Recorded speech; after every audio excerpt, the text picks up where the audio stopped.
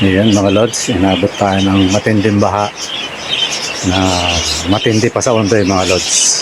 Grabe. Let it, bang, bang. Magandang totally, hindi masyadong maganda yung umaga lods. Nagungarang kami ng baha. Ayan, nasa taas na lang ako niyan mga idol. Nag-ano na lang ako na ano yan? Video na lang ako. Tapos nang tumila yung ulan yan.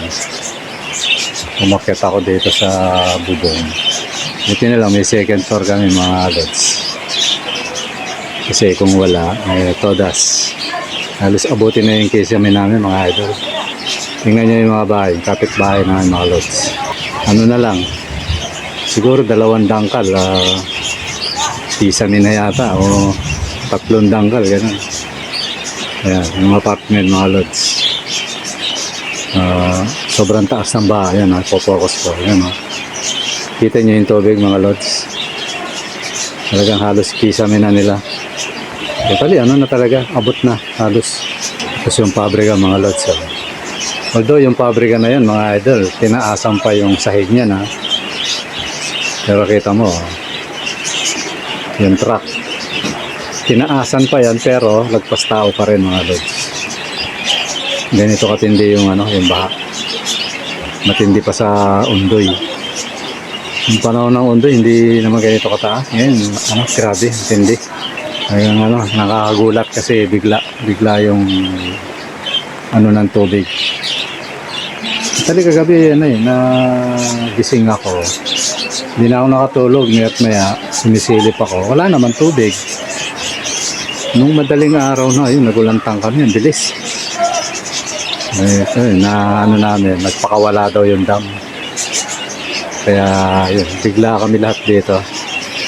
Matagal, hindi na kami nakalabas ng bahay, na-trap na kami. Dahil yung kuryente, yung dinidyo kong una, puro kuryente yun mga lods. Ayan, diyan kami dadaan. Totally, yung sasakyan na yan, kaya akala nyo mababaw. Gagawing kalsada yan, tinaasan na yan mga lods. Mataas na ng 1 metro yan mula dun sa talagang kalsada. Pero kung hindi yan, lubog yan mga lods. Kung ipapantay mo dito sa daanan namin, lubog yan. Mataas na 1 metro yan yung kalsada na yan. Inangat nila kaya may lumitaw pa na yung sasakyan na yan. Kasi kung hindi, lubog yan. Sa loob ng bahay namin, medyo pa to, mataas pa. Lagpas tao. Kulang lagpas tao. Totally, lulubog ka mas matindi pa sa Ondoy kasi parang 50 cm ang niya kay Ondoy, yung bagyong Ondoy.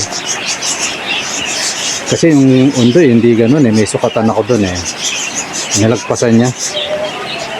Actually hanggang ngayon mga lods hindi pa bumaba yung tubig kasi titigil, bubugso, mas malakas sa angat ang tubig kaya ganyan.